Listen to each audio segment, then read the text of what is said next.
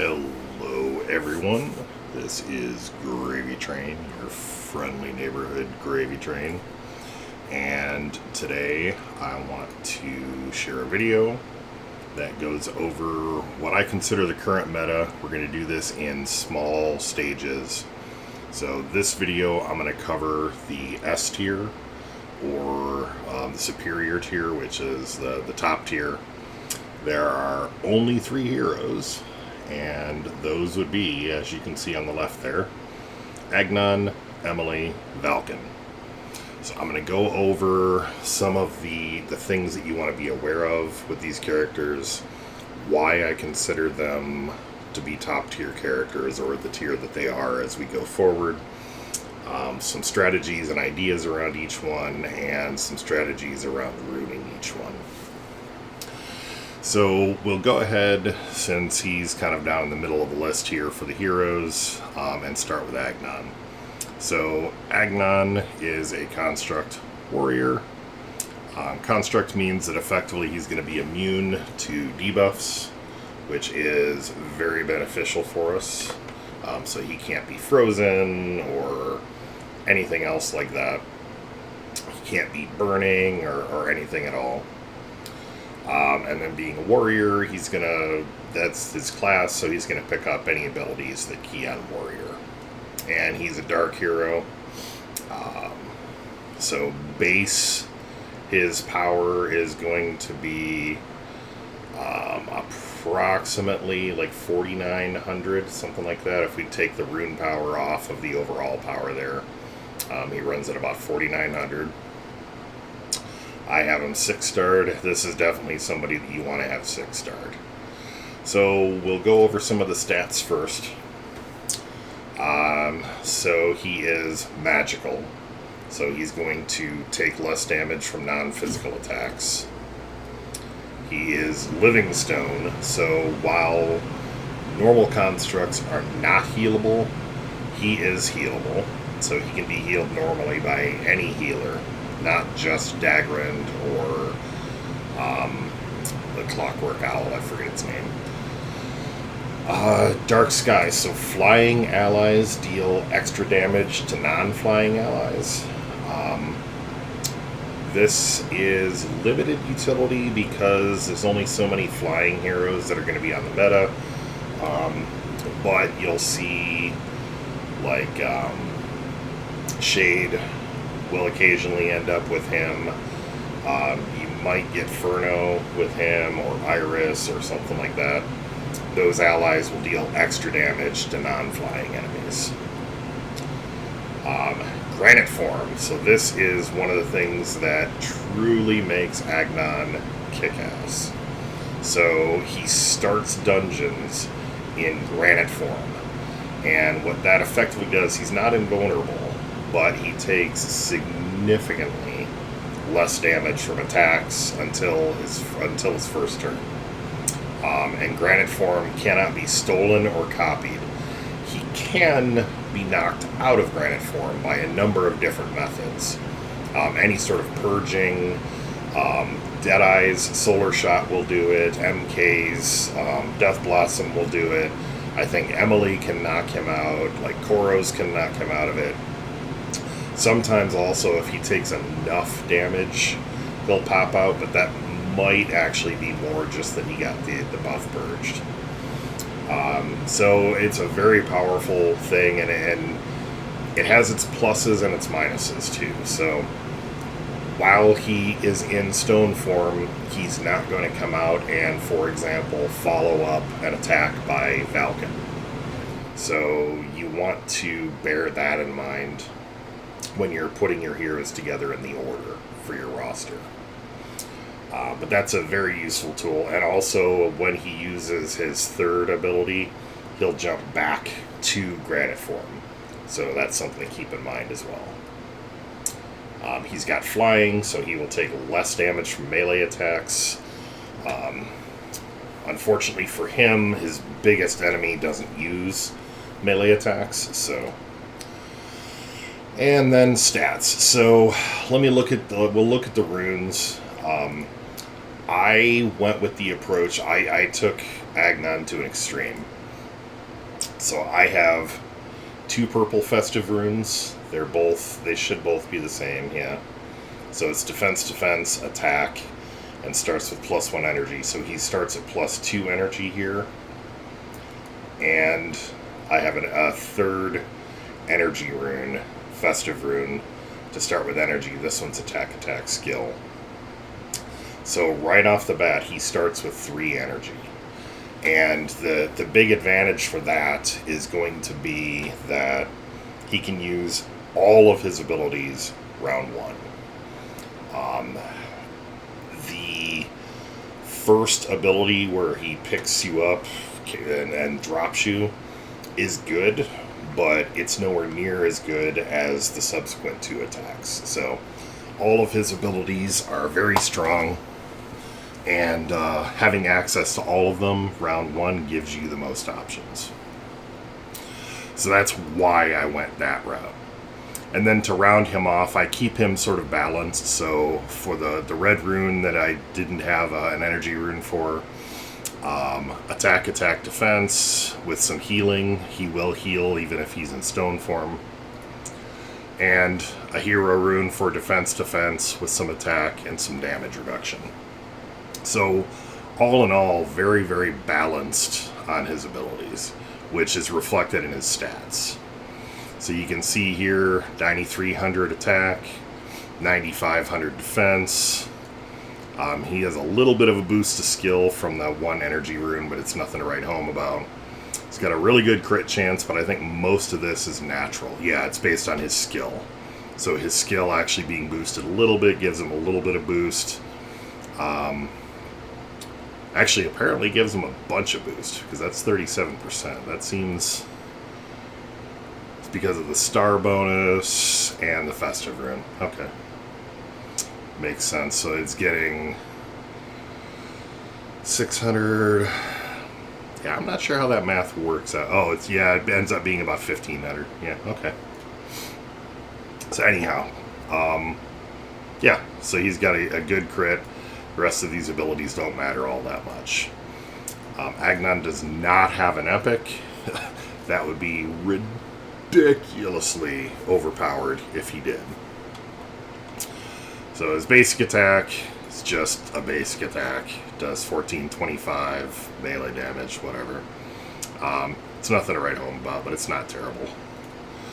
Plummeting Doom. So this is the thing that everybody knows and hates Agnon for.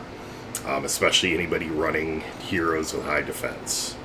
So what you've got is you have an armor-piercing melee physical attack for basically 3,000 base damage with this rune set up. And a chance to daze, which daze means that they're going to have a 50% reduction in their hit ability. Deals extra damage to tanks and targets with high defense. This is almost guaranteed to one-shot Gortusk. It's almost guaranteed to one-shot like a Valken or another Agnon or any of the dwarves, most of the barbarians, like even some lilies and things like that. Anybody that's got really high defense, or if they're already a tank, they're going to be basically one-shotted. Now that, of course, discounts Unbreakable Heart runes and things like that, but they'll effectively take him down. He will take almost any character down to 0 hit points, and especially if you've got a decent attack, which I do on this character. So nothing very subtle about this. This is great, but remember, this is only single target. His next 2 abilities are not. So that makes them pretty significantly better, which is why I rune him so that he can use both of these right out of the gate. Next ability is Terror Storm. This is, as far as I'm concerned, his most powerful ability. So allied constructs gain +1 energy. I don't know anybody that's running 2 constructs. Although I suppose it's possible you could run like Agnon and Furnace or something like that, but why? And what's the +1 energy doing for Furnace? Then a ranged lightning attack on all enemies for in this case 1800 base damage, with a chance to fear. So that chance to fear actually procs, in my experience, at level 80. So against, I'm going to be on equal footing or an advantage against everybody. And factor that into this anecdotal evidence here. It procs fairly often. I mean, it's not going to proc every single battle, but I say it probably procs at least 1 in 3, where at least one character runs away, sometimes more than one. And running characters that run away can't be rezzed. They're just gone from the fight. So that's a very powerful thing. A chance to effectively remove one character completely from the fight. No coming back. And it deals extra damage to armored enemies. So any of your tanks or any of these characters that are armored, they're going to take extra damage. So this is pretty awesome. And this is a lightning attack, so it will benefit from anything that buffs up lightning and all of that. Finally, Hardened Assault. This is another great ability. Especially good after Terror Storm, and especially if somehow like you get a haste res from Emily and you can do these back to back, or you've ruined yourself with energy runes, so you're going to be getting these things pretty quickly. Hardened Assault is awesome. It's 3 attacks, each for 2590 in my case, so 2600 effectively. And then, okay, so see, I'm learning something here. And then 2 additional attacks on the enemies with the highest defense. So that's how you can predict whether or not he's going to stay on one character or jump to another, is he jumps automatically to the character with the highest defense. I did not know that, and I don't think a lot of people did. So hopefully we've all just learned something.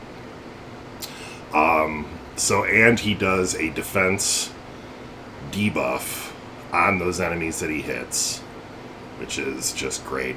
And then he goes into granite form. So you really can't lose. You're doing 3.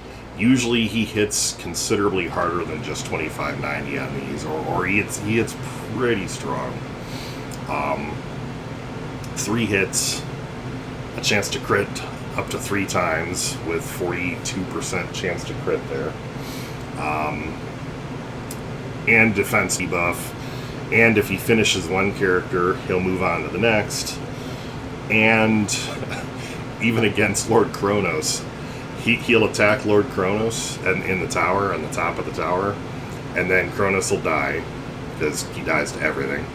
He'll come up in his next color, and Agnon will hit him again, and then he'll hit him one third time. So you can actually take out 3 out of the 5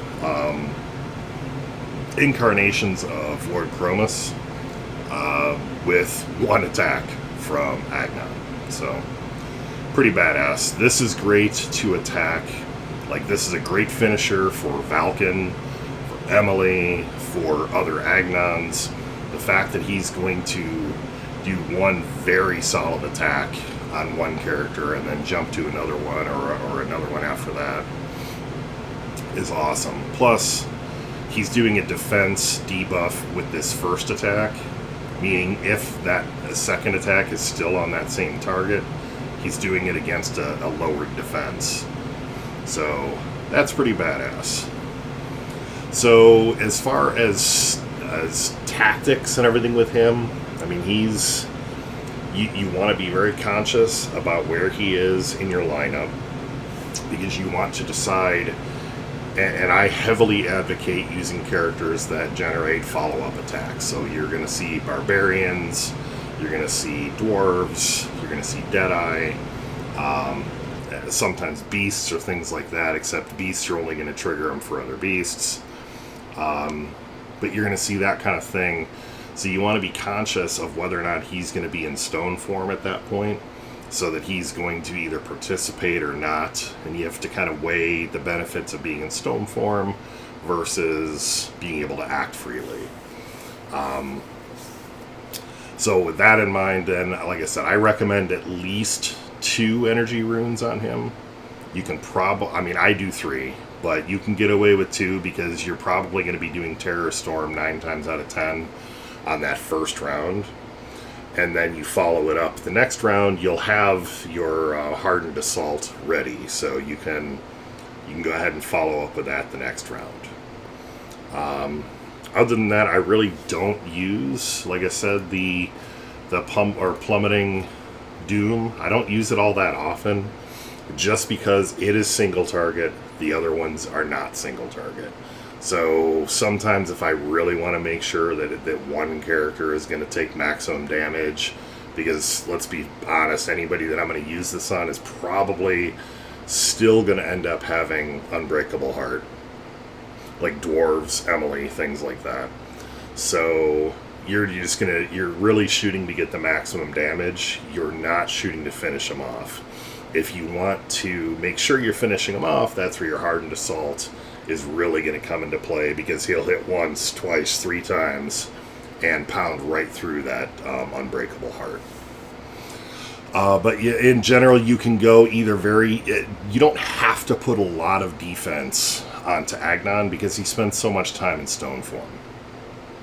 And the characters that you have to watch out for are going to be very, very much so. Like his kryptonite is going to be Therend of the dwarves. So Therend just tears constructs and armored heroes apart. And he'll one-shot Agnon almost no matter what you do. He will sometimes survive. I don't personally think it's worth putting Unbreakable Heart on Agnon, so I don't. You can. But you definitely don't want to shoot for like super high health or super high defense. You want to put most of your stuff into attack. Or keep it balanced like this, like 9,300, 9,500. Those are respectable attack and defense numbers. So he can actually survive and take some hits, and he can deal out a lot of damage. So that is Agnon. He's kind of a blunt instrument, but he's a powerful and versatile blunt instrument. So then we jump back up here to what I consider the single best hero in the game, and that is going to be everybody's favorite or most hated High King Valken. So as of the time I'm making this video, which we're on October 16th, 2018, the meta is very, very heavily skewed towards dwarves. And the synergies with dwarves are just off the charts. And Valken, before he even got his epic, was already off the charts. Then he gets an epic, and it just becomes absurd. So we'll start with his epic, and then work back or work forward. So his epic provides 30% attack buff, as if he wasn't already absurd. 20% defense buff, once again, as if he wasn't already absurd. And just for good measure, 20% health. And then it gives him a plus 30% chance, or effectively a 30% chance, to attack for 2 times damage, increasing defense for all allies, and adding haste to all other allies. So he doesn't get it himself, but all the other allies will get haste when this procs. And this is like effectively 1 in 3 or 1 in maybe 6 in 20. Something like that, we figure. So yeah, it's pretty gross. So bear that in mind as we start going through this. So in terms of his stats, so yeah, he's absurd. His overall power with runes, and I don't even have, I don't have all elites on him. I don't think any of my characters have all elites on him. And that's not for lack of having elites, it's for being choosy with the runes that I'll put on people. He's almost at 11,000 power. And that's disgusting. So, we'll actually look at the runes. So, first let's look at the stats. So, my Valken is pretty gross. I realize that he is disgusting. So he's 15,500 or between 15 and 16,000 attack. And when this gets buffed by, say, Ember or one of the other heroes, this just gets off the charts. He does so much damage. And then his defense is basically 23,000. He doesn't take a lot of damage, at least not all at once. He's running 3,500 skill, and then just over almost 12,500 max health. Because of the skill and everything like that, he's also got a 50% crit chance. Just absolutely disgusting. So looking at how I ruined him to get here, well, you're going to notice a theme as we start going through these. I love Guardian runes. I will put a Guardian rune on any character that I possibly can. I've crafted at least 12 of these, maybe 13 or 14 over time. You will never be dissatisfied investing in a Guardian rune. These things are awesome. This damage buff is just disgusting on top of the defense that already comes with it. And granted, it's only going to last 3 rounds, but these battles aren't going to last 3 rounds. So the Guardian or the Guardian rune, definitely worth it for all the dwarves except, and I'll show you cases as we get closer with Therend doesn't have one. Reluctantly, he doesn't have one. But yeah, you're going to see most of my good heroes have this. So jumping back over here, he does have an unbreakable heart. This is useful. He will survive that attack and come back and still kill and still last sometimes more than 1 round even. So it's definitely worth it. On my better heroes, I always make sure I'm using, because I've got a lot of these runes, I always make sure that I'm using the ones that are defense and not the ones that are health on him. Because all of the defense buffs that Guardian provides are compounded by additional defense. Then a hero rune, so defense, attack. So we're just piling the defense on here. And still peppering in some attack. So we come here for a hero rune, and you're not going to find any defensive hero runes, or they're going to be very rare. So we're looking here at attack, some skill, which comes out good in the form of crit, and then some more damage reduction. We've already talked about the Guardian, and then a single festive. You can get by with a single festive. You can get by with no festives. Some people go as far as 2 festives. So the issue is that Valken's first attack and his second attack are by default 2 turns apart. So special, non-special, non-special, special. By adding 1 energy rune here, which is honestly all that I have that I can add to him, because I only have green, which you can see he doesn't have any green slots, and purple, and you can see he only has 1 of those. So I added 1 to him. Some people that have the available runes will add 2, so there's no gap between those abilities. I only have 1 round of gap, and most of my battles, honestly, I could probably remove this, but it's got stats that I need anyways. It's got attack, skill, and +1 energy. I might be able to gain a little more attack if I went with something else, but it's not really worth it. So yeah, that's the kind of rune idea with him. Some people go extremely extremely offense heavy on him, but really if you've got the epic and you've got the runes that I do, it doesn't get much better than this. You might have a little higher attack and a little lower defense, but your attack is only going to get so high. Your defense staying this high makes him very, very survivable.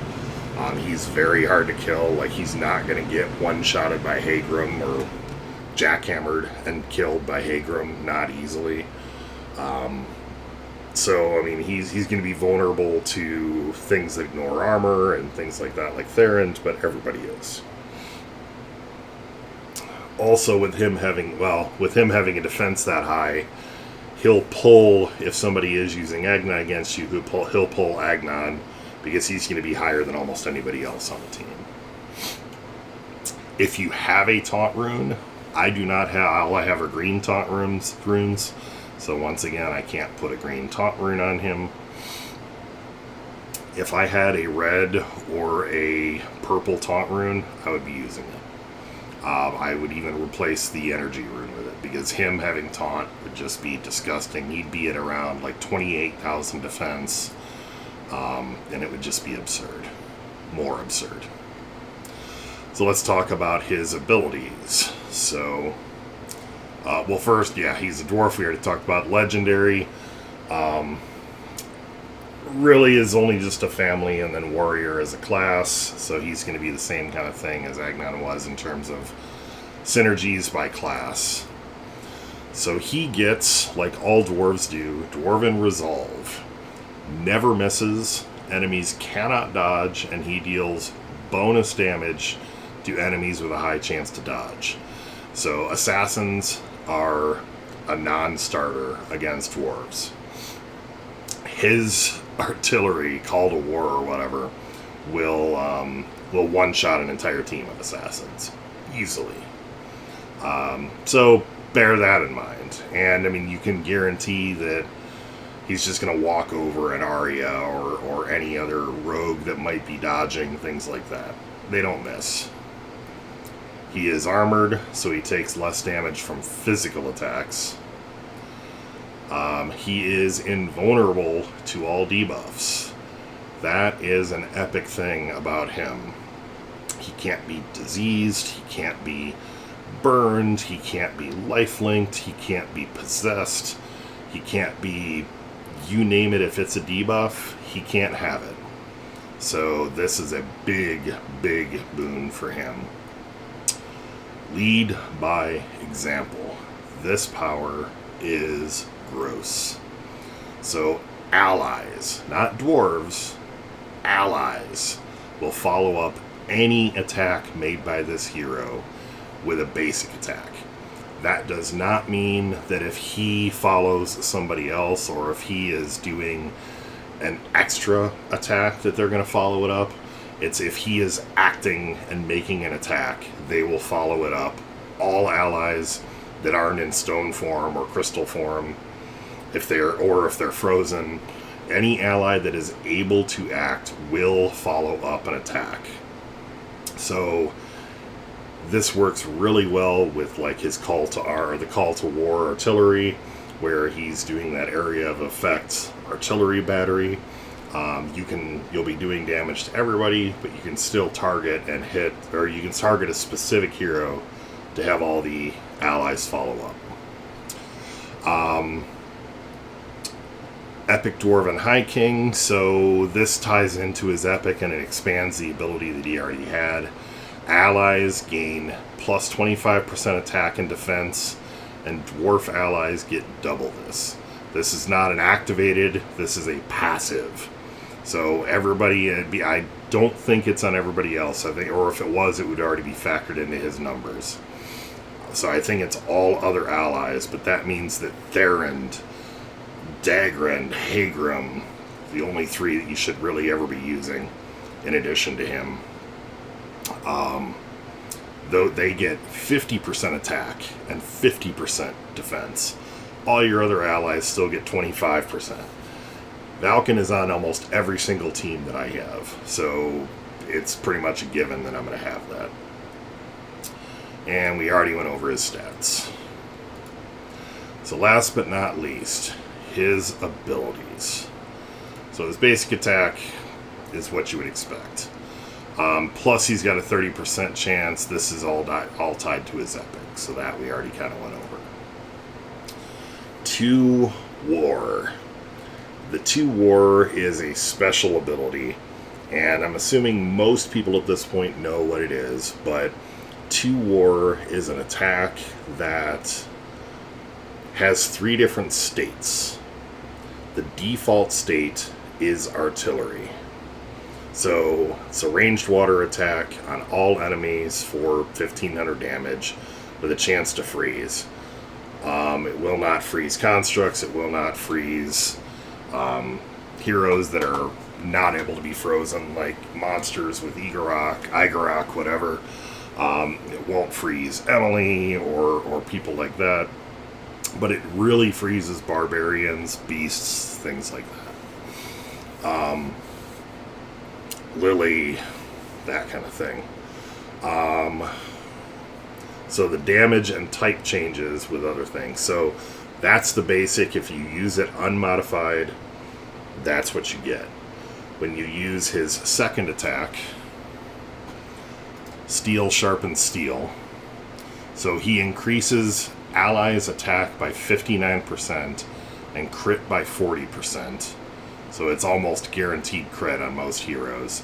Then performs a melee physical attack on a target with a chance to wound. Wounding is going to make it so they take damage every turn. It's like a bleed effect. And I think, don't quote me on this, I think it also reduces healing. I am not absolutely certain on that. And then it switches to war from 2 War artillery to 2 War infantry. And this is where you see that horde of dwarves go running across the screen and trample over stuff. And those also has a chance to freeze, etc. So it's another area of effect attack. It's more powerful than the artillery in terms of damage, but it doesn't freeze as often. But this one is really great. The steel sharpens steel is just, it's a great ability. It has a little bit of a longer time, 4 turns. So with the energy, it ends up being round 3 that I can use it with the single energy rune. Finally, Tooth and Nail. So he's going to make 3 armor-piercing melee physical attacks on a target for just shy of 2,000 damage. He then gains Unbreakable Heart, so he gets an additional Unbreakable Heart, if assuming you have him ruined that way, for 3 turns. And he changes the 2 War ability, which comes up pretty frequently, to the Cavalry mode, which instead of having all the little dwarves running across the screen, you get the dire wolves running across. There's only 4 of them. They will attack for significant damage all heroes on the opposing side, and they have a high chance to freeze. So that is Valken. You really pretty much want to max him out as early as you can, and you want to use him on practically every team. Right now, there is no better character. If you're not using Valken, you're really kind of gimping yourself. Valken is ridiculous. Last but not least, the final one is Emily. We're going to kind of breeze over Emily because Emily is a lot more forgiving and it's a pretty straightforward play style. So as far as runes, once again, I've got a Guardian rune. I've got a hero rune. I like the electric skin, so I've got defense, health, electric skin. I've got a healer rune, which just heals at the end of each round. Anything that's going to heal your healer is probably a good thing. A tank rune. I do this because if I'm running Emily, I'm usually also running either Deadeye or Ember, and I want to draw fire away from them. I don't care if my Emily gets attacked because, as you'll see, the stats, She has 26,000 defense. And that tank rune is a big reason why, because it compounds with that guardian rune. So, yeah, she's got a tank rune, and then an unbreakable heart rune, defense, blah, blah, blah. I have her epic maxed. She gets 30% attack, woohoo. 20% defense, 20% skill, that is a big deal. And then 30% chance to deal 2.5 damage, gain 2 energy, and heal yourself. So this is a big deal. When this procs, you're going to be able to heal faster or sooner, and you're going to heal yourself fully, practically, at that point. And you're going to do a pretty decent attack. So Emily's abilities. Emily is angelic, meaning she is immune to debuffs, to light attacks, and she starts the dungeon with an Aegis shield. What's better than all that? You can't freeze her, you can't anything. She is magical, so she takes less damage from non-physical attacks. She is armored, so she takes less damage from physical attacks. Demon's Bane, she takes less damage from demons. There's almost no demons used in the game. And she does 2 times damage to demon enemies. Woohoo. That may change, but for right now it's not a big deal. Divine Presence purges 1 buff on all enemies at the start of this hero's turn.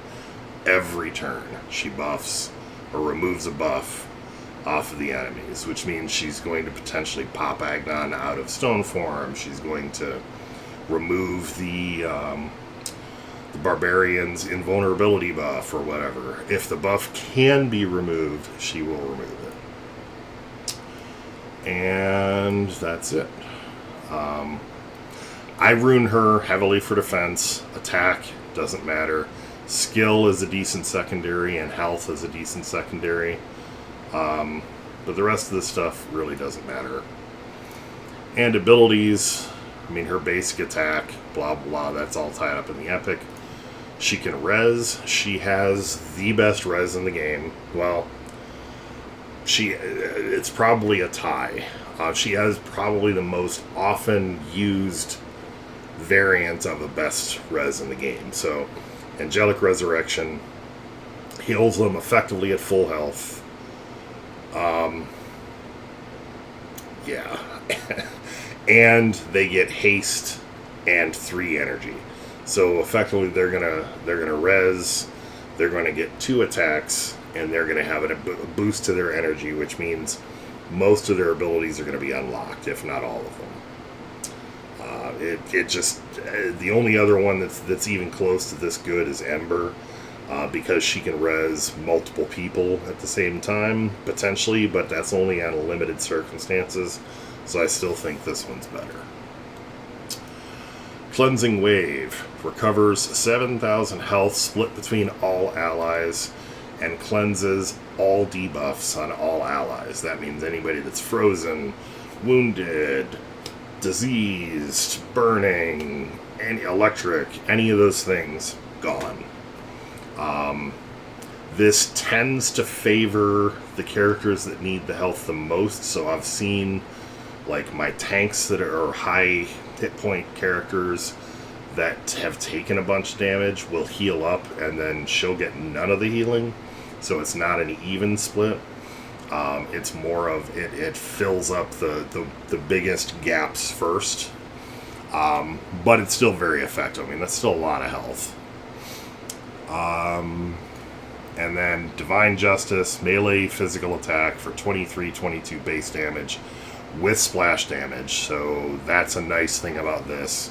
This is good for like the barbarians have outlasted their shield, and now you're finishing off multiple at a time. All enemies get hit with magnified light, meaning they take more damage from light heroes. Woohoo. You're not really going to see a lot of benefits from that. Maybe if you're on a team with Gibber, but why do you have a team with Gibber? And that's it. So that is Emily. Emily arguably is only an A, but you're going to see her on so many teams, and she is so useful and critical on so many teams that I just consider her an S. I mean, Agnon is an amazing character. Falcon is an absurdly amazing character. And Emily is a highly useful, very functional member of any team that you put her on. So that is it. That's my video. I will be back with the next one covering the A's. We won't be able to go into as much depth on the A's because there's going to be a lot more of them. This was already, was this 40 minutes for 3 characters? So, yeah, the next one will be coming out soon. Definitely remember, if you like the video, leave a thumbs up, subscribe, comment. Definitely love to see what people think or anything like that. This is going to be, at least for the moment, guild only, so just remember that we're all friends, and yeah, I will see you guys online. Peace.